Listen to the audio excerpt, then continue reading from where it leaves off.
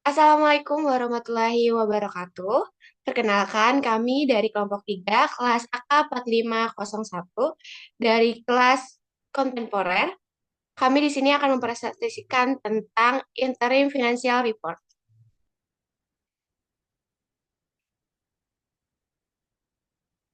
Next. Oke, di sini saya tidak sendiri, tapi bersama anggota saya, yaitu saya sendiri Laras Kembang, lalu ada teman saya Mutia Jahra, ada Anissa Pujianti, ada Nabila Aurelia, dan terakhir ada Alicia Amanda Wikaning Tias. Next. Oke, pengertiannya, laporan keuangan interim adalah laporan keuangan yang mencakup periode lebih pendek dari 1 tahun fiskal penuh. Biasanya disajikan secara triwulanan atau semesteran. Laporan ini dapat berbentuk laporan lengkap atau ringkasan yang mencakup neraca, laporan laba rugi, arus kas, serta perubahan ekuitas. Menurut IAS 34 dari Interim Financial Reporting, laporan ini harus memberikan informasi terkini tentang perubahan posisi keuangan dan kinerja perusahaan sejak laporan tahunan terakhir diterbitkan. Boleh next? Untuk tujuannya sendiri itu ada 5 poin. Yang pertama, memberikan informasi keuangan yang relevan dan terkini. Maksudnya adalah laporan keuangan interim ini membantu investor, kreditor, dan pemangku kepentingan lainnya dalam menilai kinerja dan kondisi keuangan perusahaan secara berkala tanpa harus menunggu laporan tahunan. Yang kedua, memenuhi regulasi dan kepatuhan akuntansi. Maksudnya, banyak perusahaan yang terdaftar di Bursa Efek diwajibkan untuk menerbitkan laporan interim ini sebagai bagian dari kepatuhan terhadap standar akuntansi seperti IFRS dan PSAK. Yang ketiga, membantu pengambilan keputusan oleh investor dan manajemen. Investor menggunakan laporan interim untuk memantau tren kinerja perusahaan dan membuat keputusan investasi. Manajemen juga dapat menggunakan laporan ini untuk mengevaluasi efektivitas strategi bisnis dan operasional. Boleh next? Nah, yang keempat adalah menjaga transparansi dan akuntabilitas. Maksudnya, dengan menyediakan laporan interim ini, perusahaan meningkatkan transparansi terhadap pemegang saham, kreditur, dan regulator, sehingga membangun kepercayaan publik terhadap perusahaan. Dan yang terakhir, yaitu menilai risiko dan likuiditas perusahaan. Maksudnya, laporan ini juga berfungsi untuk menilai kondisi likuiditas dan solvabilitas perusahaan, yang penting bagi pemegang saham dan kreditur untuk mengetahui risiko finansial yang ada. Untuk slide selanjutnya akan diteruskan oleh eh, partner saya. Baik, terima kasih dulu. Jadi yang selanjutnya adalah minimum components of interim financial statements. Nah, jadi komponen dan informasi pada laporan keuangan itu minimal dapat memberikan gambaran yang cukup mengenai kinerja dan juga posisi keuangan selama periode interim. Nah, aturan mengenai penerbitan laporan keuangan interim ini sejatinya sudah tercantum dalam PSAK nomor 3 tentang laporan keuangan interim yang tercantum dalam standar akuntansi keuangan. Nah, dalam aturan tersebut tertulis bahwa laporan keuangan interim itu mencakup beberapa data keuangan.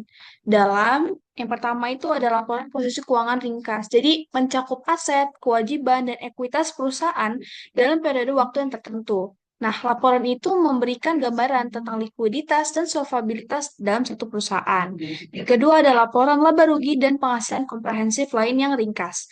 Laporan itu menyajikan pendapatan, biaya, laba bersih, dan laba perusahaan selama periode waktu tertentu. Jadi dapat membantu para pemangku kepentingan untuk memahami kinerja perusahaan dalam jangka waktu yang pendek. Yang ketiga adalah laporan perubahan ekuitas. Nah, laporan ini tuh menyajikan perubahan dalam ekuitas pemilik perusahaan selama periode interim tertentu. Biasanya itu setiap kuartal atau kuartil. Nah, yang keempat adalah laporan arus kas ringkas. Nah, laporan ini itu mengungkapkan aliran kas masuk dan keluar suatu perusahaan selama periode waktu yang tertentu. Jadi ada jangka waktunya. Nah, yang bertujuan agar pihak eksternal dapat memahami sumber-sumber dan penggunaan kas perusahaan selama periode waktu interim. Dan yang terakhir ada catatan penjelasan tertentu.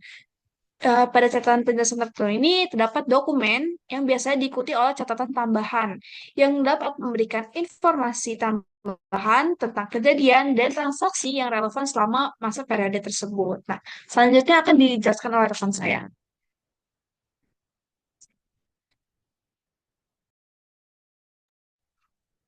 Baik, selanjutnya di sini saya akan menjelaskan mengenai recognition dan measurement principles.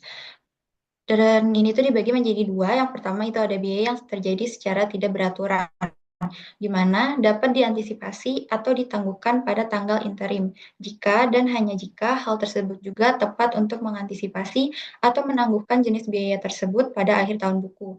Nah, biaya yang terjadi secara tidak beraturan ini contohnya seperti biaya perbaikan besar atau biaya promosi musiman. Dan yang kedua yaitu pelakuan itu harus konsisten.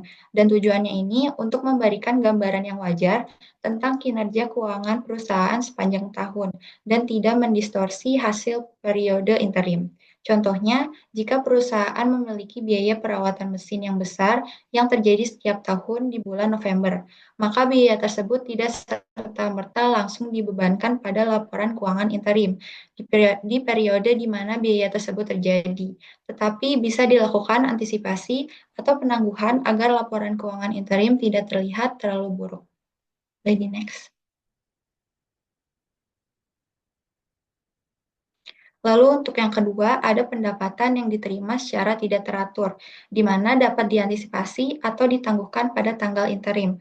Namun, jika antisipasi atau penangguhan tersebut belum tentu sesuai dengan kondisi pada akhir tahun buku, tidak perlu diantisipasi atau ditangguhkan. Nah, pendapatan yang diterima secara tidak teratur ini contohnya seperti pendapatan dari penjualan musiman yang dapat diantisipasi atau ditangguhkan pada tanggal interim. Lalu perakuan akuntansinya itu juga lebih fleksibel, di mana perusahaan juga memiliki keleluasan untuk mengakui pendapatan secara lebih konservatif, terutama jika terdapat ketidakpastian tentang realisasi pendapatan tersebut di akhir tahun buku. Contohnya itu ada perusahaan yang menjual mainan, mungkin mengalami lonjakan penjualan di musim liburan. Dalam laporan keuangan interim, perusahaan dapat memilih untuk mengakui sebagian pendapatan tersebut secara bertahap atau menunggu hingga akhir tahun buku untuk mengakui seluruh pendapatan. Untuk selanjutnya akan dijelaskan oleh rekan saya. Baik, selanjutnya ada materialitas, yaitu materialitas dalam laporan keuangan mengacu pada sejauh mana informasi dapat mempengaruhi keputusan ekonomi. Penggunaan laporan keuangan.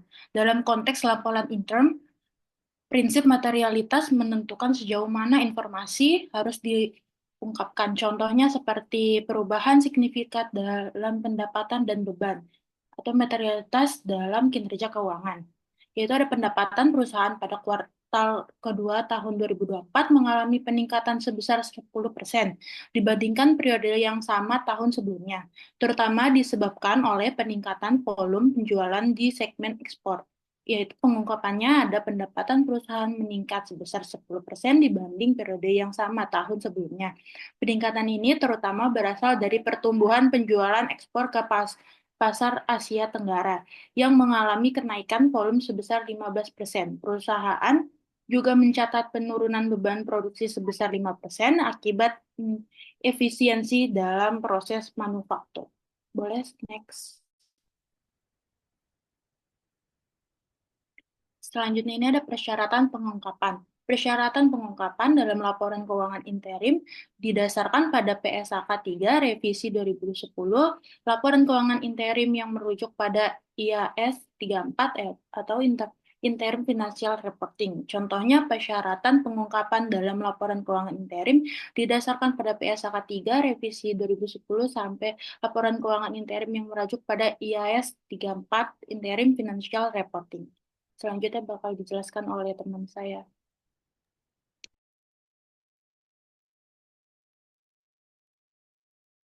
Oke, baik. Selanjutnya ada studi kasus terkait PT Goto Gojek Tokopedia Tbk Goto, di mana di sini eh, Goto merupakan perusahaan teknologi yang bergerak di sektor transportasi, e-commerce, dan keuangan, merilis laporan keuangan interim pada kuartal pertama tahun 2023. Nah, di sini kita hanya ngambil beberapa aja, yaitu terkait pada akun pendapatan, beban operasional, dan rugi bersih. Nah, pada kuartal pertama 2023 itu pendapatannya sekitar 6.000 dan pada kuartal pertama 2022 itu 4.500. Nah, terjadi perubahan sekitar positif sekitar 33,3%. Dan kemudian pada beban operasional kuartal pertama pada 2023 itu 8.500 dan kuartal kedua itu kuartal satu maaf tahun 2022 itu terjadi penurunan sebesar 15%.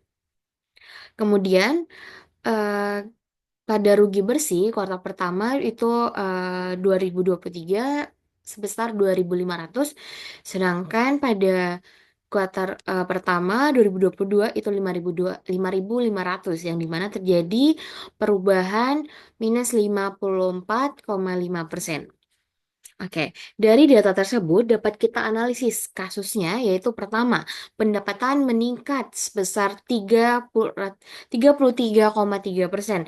Nah, ini disebabkan dari didukung oleh pertumbuhan di layanan keuangan digital dan e-commerce. Kemudian program efisiensi dan optimalisasi operasional meningkatkan efektivitas bisnis. Kemudian yang kedua, di sini terjadi penurunan beban operasional, yang dimana pengurangan biaya pemasaran dan biaya promosi yang tidak efektif, dan kemudian perampingan tenaga kerja dan pemangkasan proyek yang kurang produktif.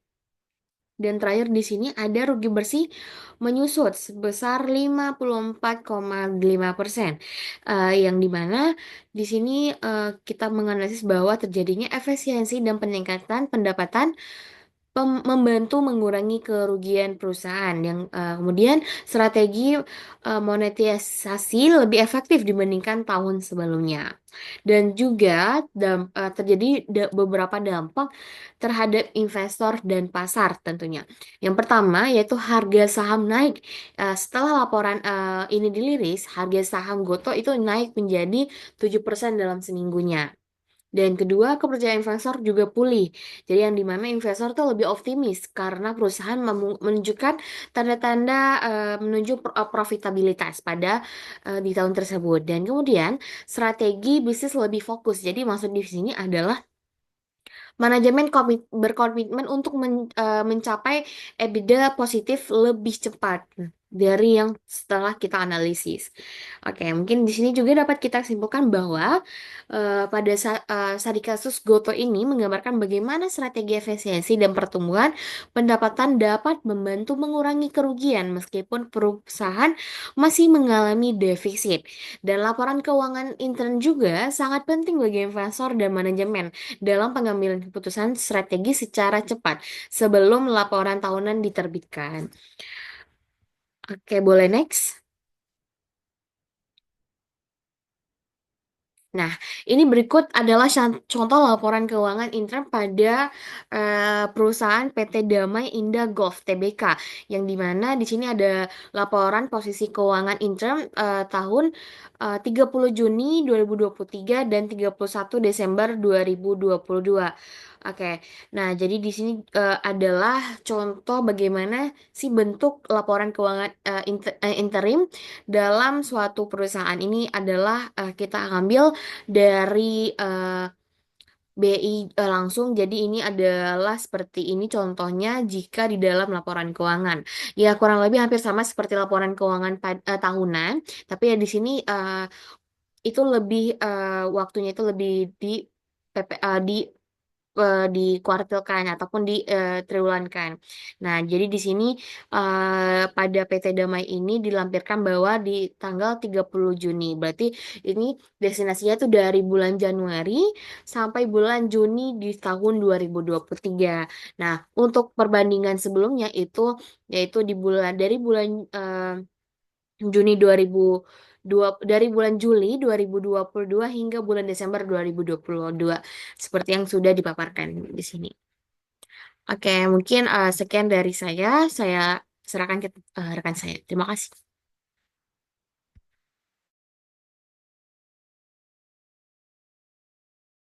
Oke, silakan next.